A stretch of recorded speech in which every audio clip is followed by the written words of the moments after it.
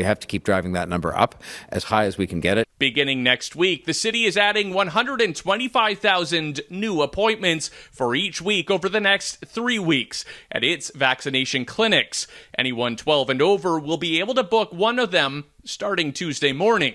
The urgency, Mayor John Tory says, is needed to keep ahead of the Delta variant. I hope that if we do get vaccinated and we do continue to follow the rules that are in place, we will be able to avoid some of the circumstances we see happening in quite a few countries in Europe. Europe isn't alone in its struggles against the Delta, which was first identified in India.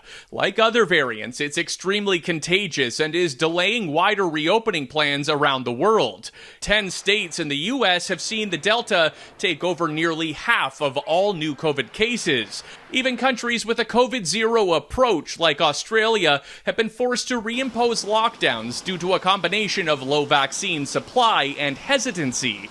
Its leaders issuing a Monday warning household transmission of Delta cases is nearly 100%, and cases are expected to increase significantly. The solution is vaccines, right? And I think we're seeing in places like Australia, they realize their solution is vaccines now, and it is not, total lockdown, controls at the border. Dr. Zain Chagla says when it comes to the Delta, 1 dose of a vaccine will offer protection, but 2 doses will create much safer conditions needed for reopening plans. You take your hospitalized efficacy and death efficacy way up to 95+%. You start getting into the parameters where reopening society and people not feeling at risk of complications and really blunting transmission with the vaccines is actually a real possibility.